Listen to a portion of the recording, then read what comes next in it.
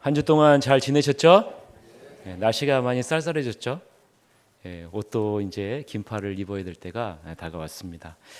오늘은 우리가 유다와 다말에 대해서 우리 창세기 38장을 우리 보도록 하겠습니다. 먼저 이런 질문을 먼저 해보고 싶어요. 만약 여러분에게 여러분이 지금까지 산 인생을 책으로 낼 수 있는 특권을 준다면 여러분은 어떤 내용을 책에다가 적고 싶으십니까? 여러분의 일생을 책으로 낼 수 있는 기회를 제공한다면 어떤 내용을 적고 싶으세요? 우리는 대부분 잘한 것 혹은 자랑할 만한 것, 성공할 만한 그런 것들을 적을 것입니다. 또한 내가 잘해서 성공한 내용을 나의 자서전으로 남기고 싶어 하겠죠. 또한 내가 기억하고 싶지 않은 부분이나 나의 추함과 악함 이런 부분들은 될 수 있으면 적지 않고 싶어 하는 것이 우리들의 모습입니다. 여러분 집에 혹시 족보가 있으신가요? 다 있으시죠? 다 뼈대 있는 집안 가문이시죠? 저희 집에도 족보가 있습니다. 족보 책이 굉장히 많아요. 막 한 20권 가까이 이렇게 되는데 제가 한 번은 이 족보 책을 궁금해서 이렇게 펴봤어요. 도대체 어떤 내용이 담겨져 있을까 이렇게 펴봤는데 이 쭉 보는 가운데 공통점이 있더라고요. 공통점이 있는데 어떤 공통점이냐면 우리 조상들 중에서 출세하거나 성공한 사람은 길어요. 내용이 무슨 이렇게 가문이 뭐가 있고 이렇게 쭉 큰데 주변에서 이렇게 실패하거나 이렇게 별로 이렇게 두각을 나타내지 못한 사람은 이름만 있거나 혹은 이름이 누락된 경우도 있는 것을 이렇게 보았어요. 여러분 이것이 우리들의 모습이 아닐까요? 자랑할 만한 것, 성공할 만한 것은 드러내놓고 이렇게 보이기를 원하지만 좀 실패되거나 제약된 부분이거나 연약한 부분은 가리고 싶어하는 것이 우리들의 모습입니다. 자, 그러면 오늘 본문을 한번 보세요. 창세기 38장은 창세기 37장과 39장을 잇는 가장 중요한 다리 역할을 하는 것이 38장입니다. 37장의 내용은 어떤 내용이냐면요. 31장은 요셉이 애굽의 왕 바로의 신하 친위대장 보디발의 집에 팔려가는 내용이 37장에 나오고요. 39장은 이 요셉이 이 보디발의 집에서 어떻게 하나님의 인도하심을 따라서 살아가게 되는가라는 것을 보여주는 것이 창세기 39장의 내용입니다. 그러면 38장은 어떤 내용이 있어야 될까요? 37장과 39장을 이어주는 내용이 있어야 되는데 뜬금없이 38장에서 유다와 다말의 이야기가 등장을 합니다. 여러분이 생각할 때 이 37장과 39장을 잇는 38장이 연관이 있다고 생각하십니까? 37장에서 요셉을 통해서 이스라엘 백성을 구원하게 되는 이야기의 포문을 열고 39장에서는 요셉을 통해서 이제 하나님께서 하나님의 백성 이스라엘이라는 나라를 이루어 나가시는 그것을 시작을 하는 시점에서 38장이 갑자기 뜬금없이 들어왔다는 거예요. 유다와 다말의 사건을 다루고 있다는 거죠. 여러분 오늘 이 이유를 살펴보면서 우리가 하나님의 풍성하신 은혜를 나누고자 합니다.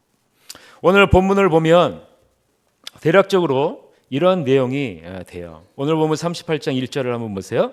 38장 1절을 보면 그 후에 유다가 자기 형제들로부터 떠났다고 기록을 하고 있습니다. 우리 38장 1절 같이 한번 읽어볼까요? 시작. 그 후에 유다가 자기 형제들로부터 떠나 내려가서 아둘람 사람 히라와 가까이 하니라 라고 말씀해요. 그 후라라는 것은요 요셉이 보디발의 집에 팔려간 후를 말하는 거죠. 그리고 요셉과 상공하기 전을 말합니다. 이 기간이 대략 몇 년 정도 되냐면 20년 정도 됩니다. 20년. 대략 1800 BC 1898년에서 1876년의 기간이 바로 요셉이 보디발의 집에 팔려갔고 이 요셉과 이스라엘 백성들이 다시 상봉하는 이 시기가 바로 이 시기입니다. 유다가 자기 형제들을 떠나 가나안 한 성읍인 아둘람 사람 히라와 가까이 했다라고 38장 1절에 기록하고 있습니다. 여러분 38장 1절을 읽으면서 불길한 기분이 들으셨어요? 이 유다를 향한 불길한 기운이 느껴지셨습니까? 우리가 다시 한번 읽어보세요. 천천히 불길한 기운이 느껴지는가? 다시 한번 천천히 한번 읽어보겠습니다. 시작. 그 후에 유다가 자기 형제들로부터 떠나 내려가서 아둘람 사람 히라와 가까이 하니라. 여기서 우리는 두 단어를 봐야 돼요. 하나는 떠나라는 단어이고 다른 한 단어는 가까이 했다라는 단어예요. 떠났다라는 단어이고 가까이 했다라는 단어죠. 여러분, 어디를 떠났다고요? 자기의 형제들로부터 떠났다는 거예요. 떠났다는 거예요. 그리고 무엇과 가까이 했다고요? 무슨 사람? 아둘람 사람 히라. 가나안인 아둘람 사람 히라와 가까이 했다는 거예요. 자, 여러분, 아버지 언약의 자손인 유다가 아버지가 거주하는 헤브론을 떠나서 가나안 성읍으로 가는 것과 아둘람 사람 히라와 가까이 친분을 쌓았다는 것은 무언가 이 유다가 잘못된 길에 들어섰다라는 것을 우리는 느낄 수가 있죠. 주석가 카일 델리치는요, 유다가 왜 헤브론을 떠났냐라는 것을 이렇게 설명합니다. 유다는 아버지의 사랑을 받던 요셉, 동생 요셉을 이방인의 종으로 팔았다는 사실에 대한 심한 양심의 갈등을 느끼고 아비 야곱이 살던 헤브론을 떠나 따로 살아가려고 했다라고 기록을 하고 있어요. 마음의 양심적인 가책이 있었죠. 바로 우리 37장에 살펴봤잖아요. 유다가 그 형제들이 요셉을 팔아 넘기게 되죠. 아니나 다를까 우리가 예상한 대로 자기 형제들을 떠나 아둘람 사람 히라와 가까이 지내는 유다는 조상들로부터 내려오는 전통을 깨고 누구하고 결혼을 하냐면요, 가나안 사람 수아라는 사람의 딸과 결혼을 하게 돼요. 그리고 세 아들을 얻게 됩니다. 첫째는 엘이고요, 둘째는 오난이고요, 셋째는 셀라입니다. 셀라이죠. 자, 유다는 장자 엘을 위해서 그 지역에 살고 있는 여자 다말을 데리고 와요. 유다가 왜 어린 나이인 엘을 위해 다말을 데리고 올까? 여러분, 이 부분에서 우리가 생각해 볼 필요가 있어요. 아까 말씀드렸죠? 요셉을 팔고 요셉과 다시 만나는 이 기간이 몇 년이라고 말씀드렸어요? 약 20년 정도 된다라고 말씀드렸죠. 거기에 양심의 가책을 갖고 이 유다는 떠났죠. 떠나서 결혼을 했다고 그랬고 자녀 셋을 낳았다 그랬어요. 그러면 이 자녀들은 몇 살 정도 됐을까요? 엘과 오난과 셀라가 몇 살 정도 됐을까요? 여러분, 우리는 쉽게 알 수 있죠. 20살은 넘을 수가 없죠. 20살은 넘을 수가 없고 20살 미치고 그리고 떠나서 임신했으니까 아무리 나이가 많아도 18살 정도밖에 되지 않았을 거예요. 18살. 그러면 셀이 18살 됐고요. 그럼 오나는 빨리 했다고 하면 17살 정도 됐겠죠. 그다음에 셀라는 뭐 16살은 15살 정도 됐겠죠. 그런데 왜 이 어린 나이에 있는 이 엘을 위해서 왜 유다가 다말을 데리고 오느냐? 여러분, 이 부분은 우리가 생각해 볼 필요가 있는 거예요. 그것은요, 엘은 이미 어린 나이에 가나안 거민들과 어울려서 방탕한 생활을 하고 있었기 때문에 그러는 거예요. 가나안족 속에 만연해 있는 성적 문란에 빠져 있었고 우상을 섬기는 자리에 서 있는 것이 바로 엘의 모습이었다라는 거예요. 그래서 유다는요, 비록 어린 나이지만 자신이 고른 그런 여인을 통해서 이 아들을 안정적으로 만들기를 원했던 것이 이 안에 담겨져 있는 거예요. 그래서 아둘람 지역에서 나온 이 엘을 여호와 하나님은 뭐라고 평가합니까? 7절 말씀을 보세요. 7절 말씀에 다 같이 읽어봅시다. 시작. 유다의 장자 엘이 여호와가 보시기에 악함으로 여호와께서 그를 죽이신지라. 이 어린 나이에 엘이 얼마나 타락했는지를 하나님이 친히 보여주고 계시는 거예요. 유다의 장자 엘이 여호와가 보시기에 악함으로 여호와께서 그를 죽이셨다라는 거예요. 여러분, 어디서부터 시작하는 거예요? 지금요, 이것이요? 아까 떠나는 곳에서부터 시작한 거예요. 떠나는 것. 그리고 누구와 가까이 했다고요? 가나안 사람, 아둘람 사람 히라와 가까이 한 것. 여기서부터 단추가 여러분 잘못 끼워지는 거예요. 첫째를 잃은 유다는요, 둘째 오난을 계대 결혼법에 의해 형을 대신해서 다말에게 들어가게 됩니다. 여러분, 이 계대 결혼법은 당시 고대 근동사에 널리 시행되던 풍습 중에 하나입니다.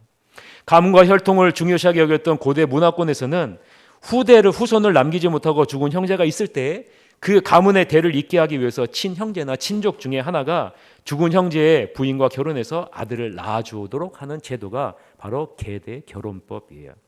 이러한 계대 결혼법의 규례는요, 훗날에 모세 율법에도 명시되어져 있는 것을 우리 신명기 25장에서 알 수 있어요. 우리 다 같이 한번 읽어볼까요? 신명기 25장 5절서부터 6절 시작.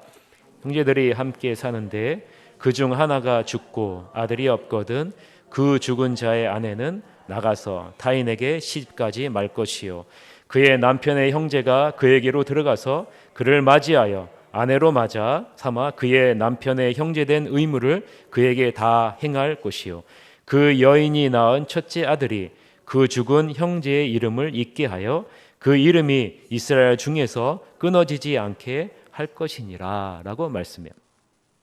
계대결혼법은 죽은 형제의 이름이 이스라엘 중에서 끊어지지 않게 하려고 하는 하나님의 배려죠. 그리고 형제애에서 비롯한 것입니다. 이러한 중요한 역할을 감당해야 할 오난은 다말에게 들어갔을 때 형을 위해 자신의 씨를 주지 않기 위해서 정액을 땅에 설정합니다. 하나님은 이것을 악하다라고 말하시면서 그도 죽여요. 그거 10절 말씀이에요. 10절 말씀에 오면 그 일이 여호와가 보시기에 악함으로 여호와께서 그도 죽이시니라고 기록하고 있어요. 왜 오난의 이런 행동이 악한 행동일까? 왜 오난이 이렇게 행동했을까라는 것을 우리는 살펴봐야죠. 장자인 엘이 죽었으니까 이제 실질적인 장자는 누굴까요? 둘째 아들 오난이 실제적인 장자예요. 그러면 여러분, 유대 사회에서의 장자는 많은 혜택과 특권이 있어요. 이 오난에게 바로 이 장자의 특권이 올라온 것이죠. 그런데 형수 다말에게 들어가서 자녀를 낳게 되면 어떻게 됩니까? 그 장자의 명분이 그 낳은 아들에게 넘어가게 되는 것이죠. 그래서 오난은 고의적으로 형의 가문을 잇고 상속받은 자녀를 허락하지 않기 위해서 그렇게 행한 것이에요. 하나님은 그 마음의 중심을 보시면서 뭐라고 말씀하시냐면 악하다라고 말씀하시는 거예요. 자, 이제 두 아들이 죽고 막내 스텔라만 남았습니다. 막내는 아직 어리기에 그가 자랄 때까지 유다는 며느리 다말에게 이렇게 말합니다. 너희 아버지의 집에 가서 수절하고 기다리고 있어라. 막내가 크면 너에게 보내겠다라고 말하는 거죠. 11절이에요. 11절 다 같이 한번 읽어봅시다. 시작. 유다가 그의 며느리 다말에게 이르되 수절하고 내 아버지 집에 있어 내 아들 셀라가 장성하기를 기다리라 하니 셀라도 그 형들 같이 죽을까 염려함이라. 다말이 가서 그의 아버지 집에 있으니라. 유다가 이렇게 조치한 이유는 막내 엘이 죽을까 염려되기에 다말을 그녀 자기 아버지의 집으로 보낸 것이죠. 유다는 자신의 아들을 엘을 다말에게 보내지 않겠다라는 그런 의지가 이 가운데 담겨져 있죠. 얼마 후에 유다의 아내 수아의 딸이 죽습니다. 유다의 아내가 죽었다는 거예요. 그리고 셀라가 장성함에도 다말을 그의 아내로 주지 않는 것을 눈치챈 다말은 자신이 창녀로 변장해서 결국 유다와 동침을 하게 돼요. 시아버지와 며느리가 동침을 하게 되는 거죠. 이때 다말은 담보물로 유다의 도장과 끈과 지팡이를 얻습니다. 결국 다말은 유다로 말미암아 쌍둥이를 임신하게 되고 과부가 임신한 사실이 석 달 후에 알려져서 다말의 죽음의 위기에 놓여지게 돼요. 그때 다말은 자신이 취한 도장과 끈과 지팡이를 제시하므로 이 아이들이 유다의 시임을 유다와 백성들에게 알리게 되고 죽음을 면하게 되고 쌍둥이를 낳게 되는 것이 오늘 본문의 내용입니다. 이때 유다가 이렇게 고백하죠. 25절 26절 다 같이 읽어봅시다. 시작. 여인이 끌려나갈 때에 사람을 보내어 시아버지에게 이르되 이 물건 임자로 말미암아 임신하였나이다. 청하건대 보소서 이 도장과 그 끈과 지팡이가 누구의 것이니까 한지라. 유다가 그것들을 알아보고 이르되 그는 나보다 옳도다. 내가 그를 내 아들 셀라에게 주지 아니하였으므로다 하고 다시는 그를 가까이 하지 아니하였더라 라고 말씀해요. 유다는 남은 셋째 아들 셀라의 생명을 보존하겠다는 생각으로 일방적으로 약속을 무시한 자신의 행동과 창녀와 동침한 잘못에 대해서 공동체 앞에 솔직하게 고백하고 있는 것이죠. 다말이 취한 행동은 욕정에 이루어진 것이 아니라 후손을 얻고자 하는 갈망이 행해진 것임을 선포하고 있는 것이요. 이러한 다말의 의도는 당시의 모든 사람들이 인정할 만한 것이었다라고 룻기에서 또한 기록을 하고 있습니다. 룻기 4장 12절 다 같이 한번 읽어봅시다. 룻기 4장 12절 시작. 여호와께서 이 젊은 여자로 말미암아 내게 상속자를 주사 다말이 유다에게 낳아준 베레스의 집과 같게 하시기를 원하노라 하니라. 여러분, 이 당시에 룻이 있었던 당시에도 이 유다가 낳아준, 다말이 유다에게 낳아준 베레스의 집과 같게 하시기를 원하노라 할 만큼 이것이 굉장히 의로 여겼죠. 이러한 사건으로 결국 다말은 쌍둥이를 낳게 됩니다. 그 이름이 바로 베레스와 세라입니다. 이것이 오늘 본문의 대략적인 내용입니다. 여러분, 어떤 생각이 드세요? 시아버지와 며느리의 그러한 불륜으로 인해서 자식을 낳게 되는 것이에요. 어떻게 해서든 일정한 신분과 상속권을 차지하려는 악착스러운 다말의 모습이 보이지 않습니까? 그리고 그의 소가 근친상간을 범함으로 유다의 시로 다말이 쌍둥이 자녀를 출산하는 모습은 우리에게 상당한 충격으로 다가와요. 이러한 충격적인 사건을 하나님은 왜 요셉을 통해 만들어 나갈 이스라엘 백성들의 시작점에서 그것을 기록하고 있느냐라는 거예요. 이스라엘 백성들의 그 조상이 이렇게 추악하고 더러운 죄인이다라는 사실을 왜 요셉을 통해서 이스라엘 나라를 이뤄나가는 시점에서 시작하는 시점에서 이것을 기록을 하고 있느냐라는 거예요. 우리는 최근에 창세기를 살펴보면서 야곱의 장자 루벤과 야곱의 저 비라와 근친상간의 그런 모습을 살펴보았어요. 또 세겜 족을 학살하는 모습도 살펴보았고요. 형제들에 의해서 요셉이 인신매매로 끌려가는 모습도 살펴보았어요.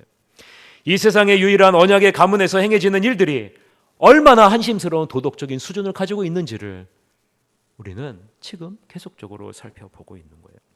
또 오늘 본문에서 나오는 유다는 조상들로부터 내려오는 전통을 무시하고 가나안 여자와 결혼을 하고 성적 충동을 억제하지 못하고 창녀로 여기는 자와 관계를 갖는 안일한 도덕적인 수준을 보여주게 돼요. 마치 가나안 주민들의 도덕적인 수준과 별반 다르지 않은 그런 모습을 우리는 보게 되죠. 더 나아가 자신의 아들을 타락한 성문화와 낮은 도덕적인 수준을 갖고 있는 가나안 여자 다말과 혼인하게 하는 것도 도저히 이해가 되지 않는 부분이에요. 이처럼 유일한 언약의 가문인 야곱의 일가는 말할 수 없을 정도로 수치스러운 죄악의 모습을 가지고 있다라는 것을 우리는 본문을 통해서 보게 됩니다. 여러분 같으면 이러한 백성들로 하나님이 이루실 선민 국가를 만들고 싶으십니까? 여러분 같으면 이 백성으로 하나님의 나라를 이루고 싶으십니까? 저는 이 말씀을 묵상하면서 나 같으면 그렇게 하지 않겠다라는 생각이 들어요. 나 같으면 이런 사람을 가지고 이러한 백성을 가지고 어떻게 하나님의 나라를 만들 수 있을까라는 생각을 갖게 돼요. 조금은 고상하고 인격적이고 훌륭한 리더십을 가지고 있고 죄가 없는 사람들로 나는 하나님의 나라를 만들고 이루어 나갈 것 같아요. 그러나 여러분, 하나님은 그렇게 하시지 않았다는 거예요. 하나님은 그렇게 하시지 않았다는 거예요. 왜 그럴까요? 이 세상에 그런 사람들은 존재하지 않기 때문에 그런 거예요. 우리 인간이 볼 때는 조금 나을 수 있고 조금 좋을 수 있어요. 그러나 하나님이 볼 때는 모두가 다 취약한 죄를 가지고 있는 죄 덩어리에 불과하다라는 사실입니다.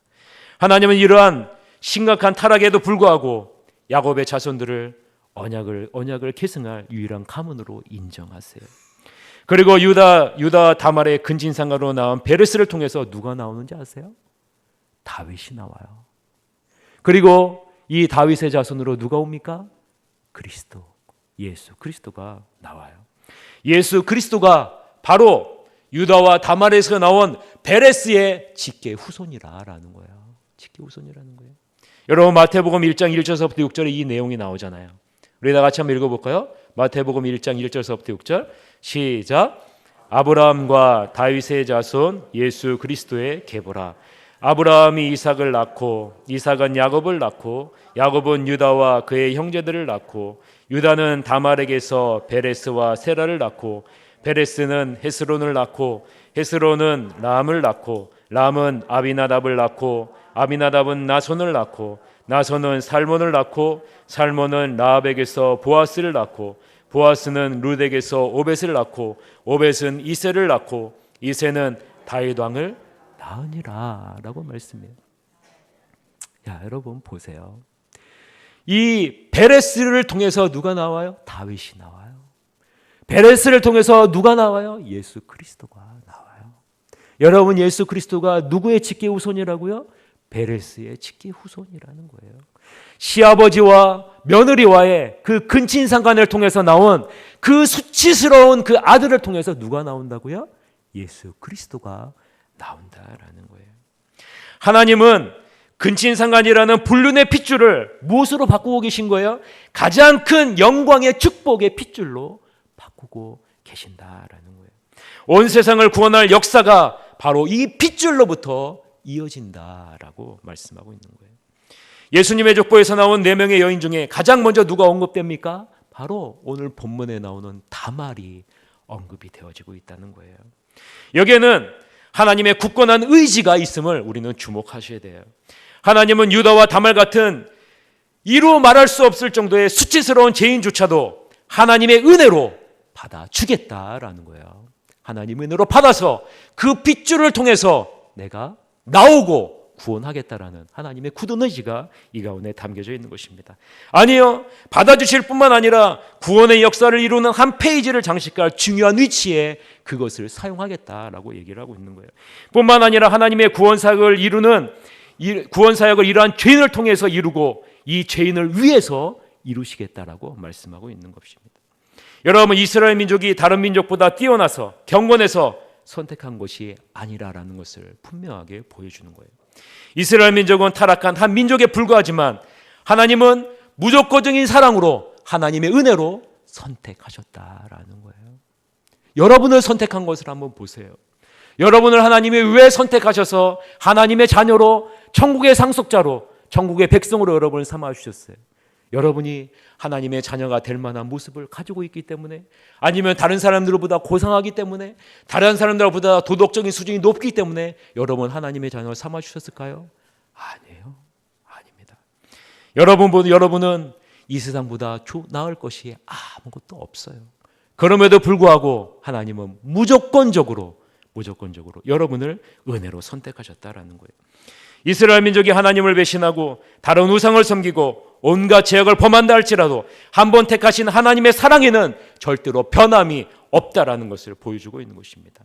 하나님은 끝까지 포기하지 않으시고 타락한 이스라엘 백성들을 통해서 구원 사역을 이루어 나가신다라는 것을 유다와 다말의 사건을 통해서 보여주시는 거예요. 이러한 하나님의 사랑을 성경에서는 어떻게 표현하는지 아세요? 나는 질투하는 하나님이라라는 단어로 표현을 합니다. 여러분, 질투하는 하나님이라는 것은요, 나는 누구보다도 너를 사랑한다라는 것을 표현하는 거예요. 무엇도 나와 너와의 이 사랑을 끊을 수 없다라는 것을 보여주는 거예요. 그것이 바로 나는 질투하는 하나님이다라는 거예요. 여러분, 출애굽기 34장 14절 다 같이 한번 읽어봅시다. 출애굽기 34장 14절 시작. 여호와는 질투라 이름하는 질투의 하나님이니라. 질투라 이름하는 질투의 하나님이라라는 것은요, 하나님이 우리를 사랑하시되 이 세상에 어떤 것도 끊을 수 없을 정도의 그 사랑을 하고 계신다라는 거예요.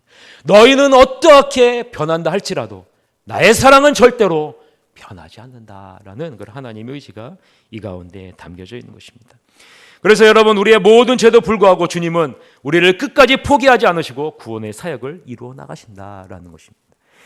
여러분, 이 유다와 다말 이 부분을 칼빈은 그의 주석에서 이렇게 요약했습니다. 우리 다 같이 한번 읽어볼까요? 어떻게 요약했는지 읽어봅시다. 시작. 얼른 보면 그리스도의 존귀성이 이 점에서 부끄러움을 받게 된다.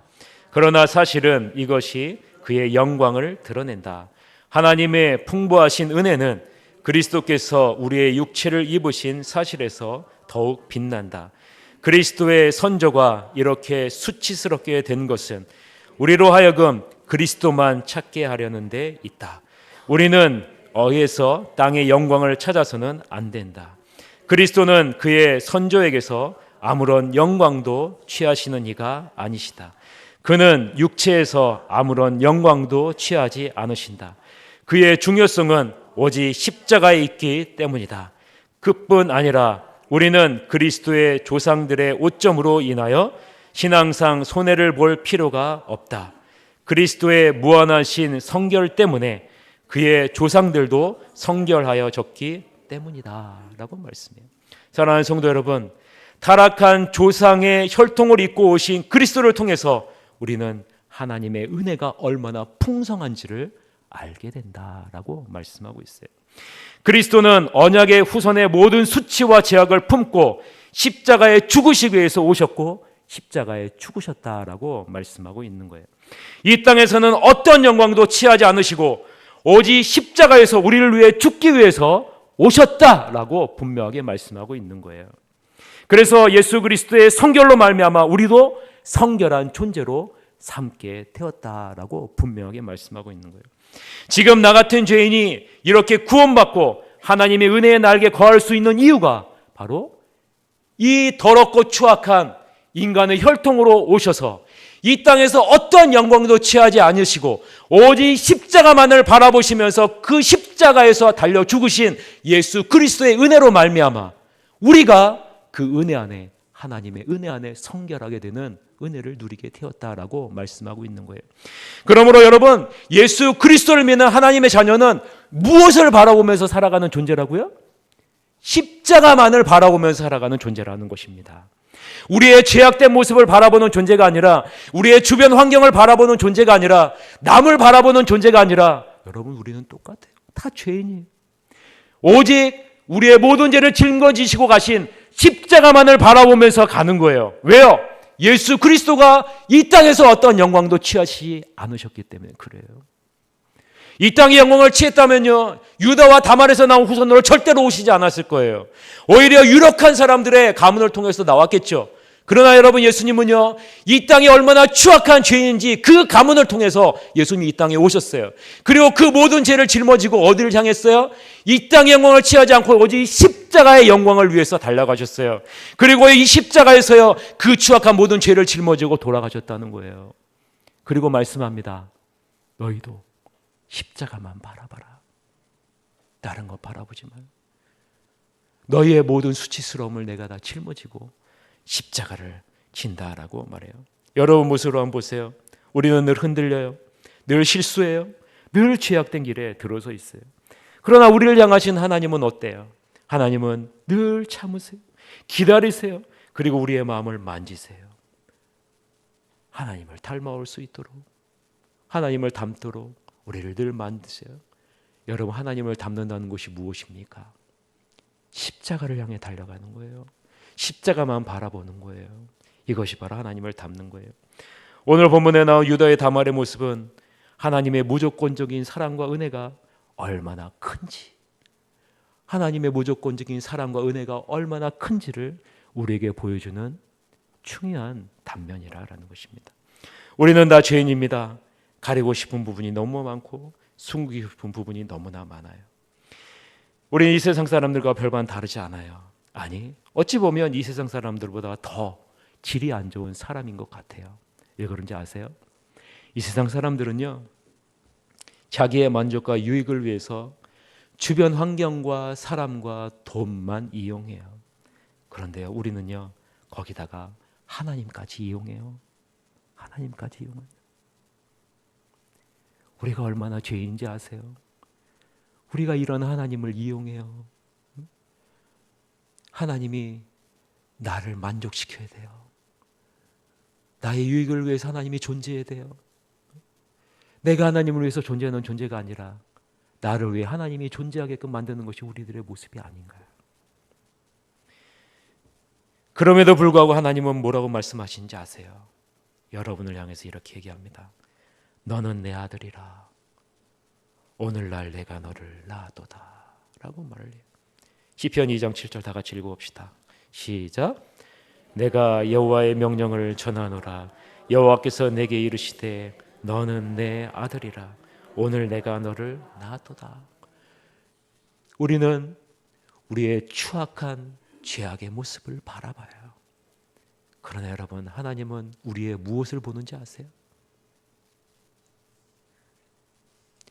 우리의 연약함을 끌어안는 십자가를 바라보세요. 여러분의 죄만 바라보는 것이 아니라 여러분이 십자가가 필요한 존재임을 예수님은 그런 시각으로 여러분을 바라보신다라는 거예요. 그렇습니다, 여러분. 우리는 연약해요. 매일 실수해요. 매일 반복적인 죄를 지어요. 어디 하나 하나님의 자녀된 모습이라고는 찾아볼 수 없어요. 그러나 예수님은 말씀해요. 내가 너를 위해 십자가에 죽었노라. 너는 내 아들이라 라고 말씀합니다. 예수님이 이 땅에 어떤 곳에도 영광을 취하지 않고 오직 십자가만 바라보게 하신 것은 우리가 십자가만을 바라봐야 살 수 있는 존재이기 때문입니다. 우리는 오직 십자가만을 바라봐야 하는 존재이기 때문에 예수 그리스도가 이 땅에서 영광을 취하지 않고 십자가의 영광을 위해 십자가에서 죽으신 것입니다.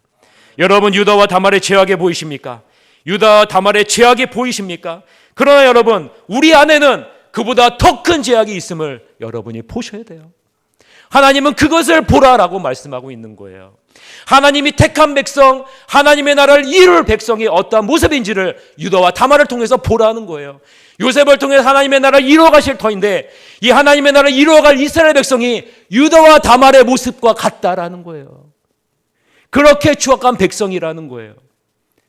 그러나 하나님은 말씀합니다. 그러할지라도 나는 너희를 끝까지 포기하지 않겠다. 나는 너희를 끝까지 사랑하겠다. 나는 너희를 통해서 하나님의 나라를 기필코 이루겠다. 너의 모든 죄를 위해 십자가에 못 박혀 내가 죽겠다라고 하나님이 말씀하고 있는 것입니다. 유다와 다말은 그리스도의 십자가 외에는 아무런 희망이 없는 죄인된 우리의 단면을 보여주고 있는 것이에요. 우리가 얼마나 죄인인지를 드러내는 치부이고 하나님의 은혜와 사랑이 얼마나 큰지를 드러내는 하나님의 은혜의 표현이 바로 유다와 다말의 모습을 통해서 드러나고 있는 것입니다. 아무쪼록 우리가 얼마나 죄인인지를 여러분 기억하시기를 바랍니다. 그리고 그리스도의 십자가만 바라보시기를 바랍니다. 이것이 유다와 다말을 통해서 나온 베레스를 통해 그리스도께서 오신 이유라는 거예요. 오늘 본문 말씀을 여러분 잘 기억하셔서 우리의 연약함을 끌어안으시고 십자가를 향해 달려가시는 그 예수 그리스도의 한없는 사랑과 그 은혜를 여러분 마음속에 깊이 담아두셔서 나도 이 예수 그리스도와 같이 오직 십자가만 바라보고 달려가겠노라 작정하고 하나님의 풍성하신 은혜를 누리시는 여러분이 되시기를 주님의 이름으로 간절히 축원합니다. 우리가 이 시간에 찬양을 하겠습니다. 주는 완전합니다 라는 찬양인데요, 여러분이 찬양하면서 하나님, 우리는 연약합니다. 우리는 힘이 없습니다. 오직 주님의 은혜를 주시옵소서라고 찬양하며 기도하시기 바랍니다.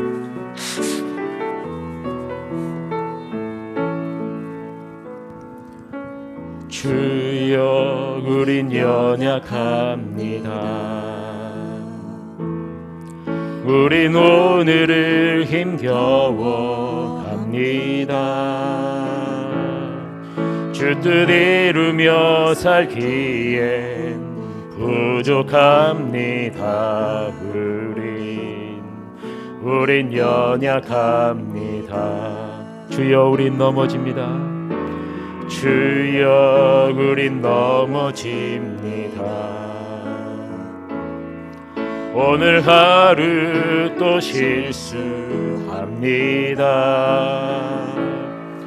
주의 긍휼을 구하는 죄인입니다. 우린 주만 바라봅니다. 한없는 주님의 은혜, 한없는 주님의 은혜, 온 세상 위에 넘칩니다. 가릴 수 없는 주 영광, 온 땅 위에 충만합니다. 주님만 이 길이 오니 우린 그 길 따라갑니다. 우린 그 길 따라갑니다. 그날에 우리 이룰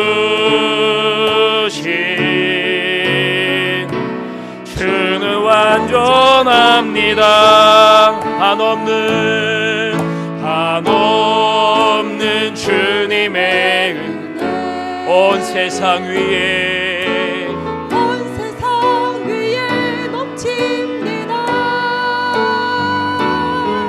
가릴 수 없는 주 영광 온 땅 위에 충만합니다.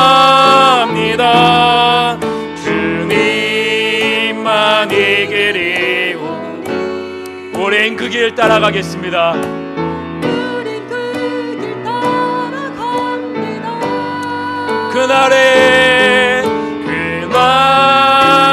우리를 이루신 주는 완전합니다. 우리 이 시간에 통성으로 기도하겠습니다. 아버지 하나님, 우리의 같이 추악한 죄인을 아버지 하나님의 주님의 사랑과 은혜로 끌어안아 주시니 감사합니다. 아버지 하나님, 예수 그리스도께서 이 추악한 혈통으로 오셔서 아버지 이 땅의 영광을 취하지 아니하고 오직 십자가를 바라보며 십자가의 영광을 위해 죽으신 것을 바라봅니다. 아버지 하나님, 우리도 아버지 하나님 예수 그리스도를 따라서 십자가만 바라보고 십자가의 영광을 위해 달려가는 복된 하나님의 자녀가 될 수 있도록 이끌어 주시옵소서라고 우리가 동서로 기도한 시간을 갖도록 하겠습니다. 기도하시겠습니다. 하나님 아버지, 이 시간에 아버지 하나님의 주님 앞에 아버지 하나님 기도합니다. 아버지 하나님, 유다와 다말의 모습을 통해서 하나님의 언약의 자손이 얼마나 추악한 죄인인지 아버지 하나님 다시 한번 아버지 하나님 바라보게 됩니다. 아버지 하나님, 내가 아버지 하나님 이 유다와 다말이지 않습니까? 아버지 하나님이 내 안에 아버지 얼마나 추악하고 더러운 죄악이 있습니까?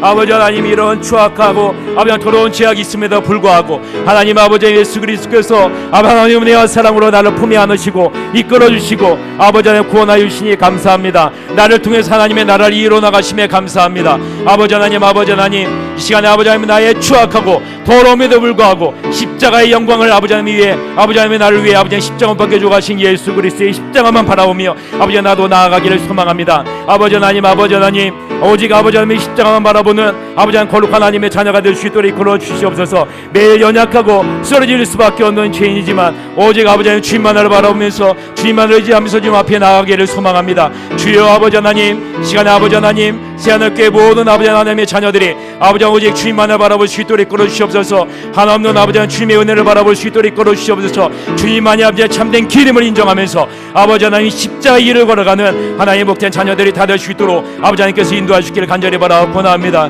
나를 위해 아버지 하나님 이렇게 아버지 십자가를 짊어지고 하신 주님의 은혜를 감사합니다. 주님께서 아버지 하나님 나를 아버지 어루만져 주시옵소서. 주여, 우리는 연약합니다.